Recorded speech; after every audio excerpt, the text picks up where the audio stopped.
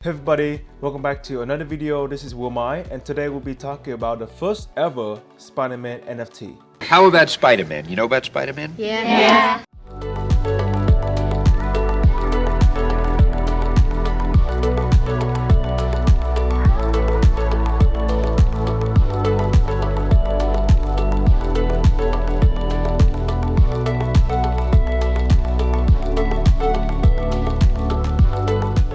This is the first Marvel NFT, the first Spider-Man NFT, and some would say that this is the first Disney NFT as well because Disney owns Marvel, but I won't get into the argument. Today we go over the significance of this piece, not only to VeVe Collectibles, but to Marvel and the NFT community.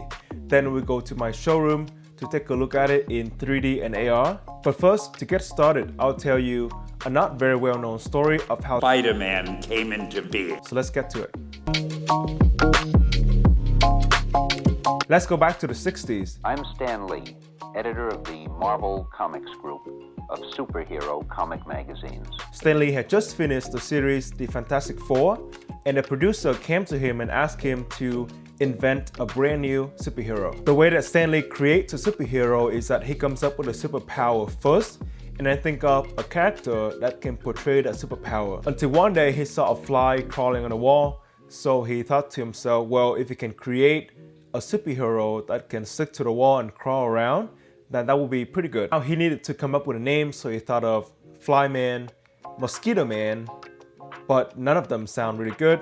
So finally, I got down to Spider-Man. Spider-Man. It just sounded dramatic. he wanted to make Spider-Man relatable, so he gave him personal problems. Just like every one of us, we all have our personal problems. So he thought that might be a good way for the audience to relate to the superhero. He also made Spider-Man a teenager because at the time, there wasn't any teenage superhero. Then with that combination, Spider-Man, personal problems, and teenager, he came and talked to his manager, who told him that this is a terrible idea for 3 reasons. First, people hate spiders. Secondly, for superheroes, teenagers can only be sidekicks. Teenagers are not important characters in any comics or movies. Last but not least, the producer told Stan Lee that superheroes don't have any personal problems. Remember, this is decades ago. It was a very different era. Superheroes were basically gods. They did not have any personal problems like we do. But Stan Lee could not keep Spider-Man off his mind, so during that time, he was working on the last issue of a magazine called The Amazing Fantasy. And usually on the last issue of a magazine, you can do whatever you want because there won't be any consequence. I mean, there won't be any issues that comes out after that. So Stan Lee decided to put the Spider-Man on the cover, and he basically forgot about it. A month later, the sales figure came back, and that last issue with the Spider-Man on the cover did so well that everybody raced to Stan Lee's room and told him they had to do it. They had to bring Spider-Man to life. And the rest is history. The lesson here is that if you have a really good idea, just fucking do it. Don't let anyone talk you out of it. That doesn't mean that everything you come up with will be good and worth doing, but if there's something that really makes sense to you that you really believe in, then do it. If Stan Lee did not persist, if he listened to the producer and forget about Spider-Man, then we would not have the amazing Spider-Man that we all love today. You know, I guess one person can make a difference. Besides being a superhero created by the legendary Stan Lee, I think Spider-Man is also popular because he is a very relatable person. I mean, Peter Parker is just a teenager from Queens. He has personal problems, he is poor, he's lost family members, he has so many insecurities, and I'm sure many of us have those problems as well. So now let's go to my vault and take a look at this collectible in AR and 3D.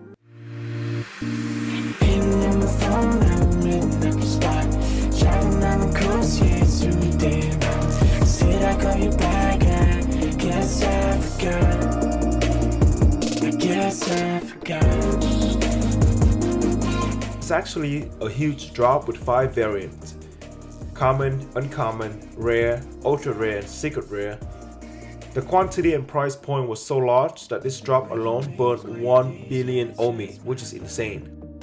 This is the classic Spider-Man pose that we are all familiar with, which I'm really glad that VeVe and Marvel chose this pose for the common edition, which A, get minted first out of all the variants, and B, is the cheapest, which makes it affordable to everyone. I like to look closely into the texture of the costume to get into the details. As you can see here, the pattern on the whole costume is very well done. It is a one solid piece, no seams. Something else that I like about Is Spiderman is that with this mask, anyone can be Spider-Man.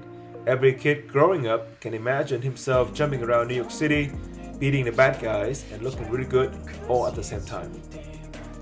What I have here is the common Spider-Man, and it does not belong to me. I actually do not own any Spider-Man. When I decided that I wanted to make a video about this NFT, I just reached out to the community and amazingly people responded. I have a huge shout out to a great community member with the nickname TODD. We have never talked before, we are complete strangers. But after I put out a message, he responded to me in 2 minutes and immediately lent me his Spider-Man so I can make this video. It shows how friendly and supportive the community is. So once again, thank you very much, TODD.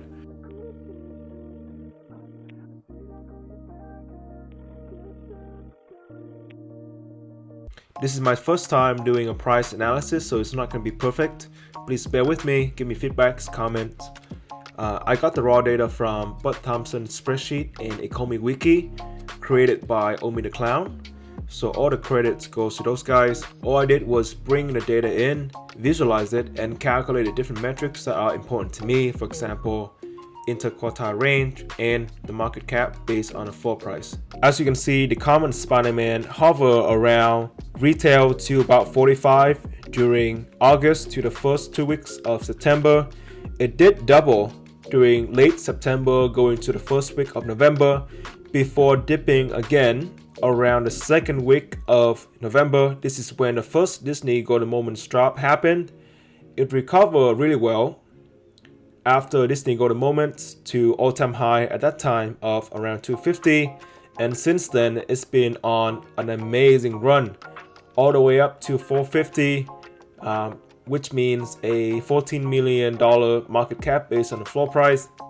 As of today, which is Christmas of 2021, Merry Christmas everyone, it has a floor price of around $325, and that means a little bit over $10 million market cap. For me, I wasn't smart enough to get into Spider-Man early on, and this market cap is high for me to make an entry. It doesn't have the return on investment that I want, so I think that there are better opportunities elsewhere, but that's just me. If you are a Spider-Man fan owning the first ever Spiderman NFT, the first Marvel NFT will be something very special. And who knows, the user base of VeVe might explode to 5-10 million people within the next 1 or 2 years. And by then, when you look back at 325, that may be a steal. Not financial advice whatsoever, just wanted to give you a historical perspective and a reference on how this very significant piece has moved over time. That is it, you guys. Thank you so much for tuning in.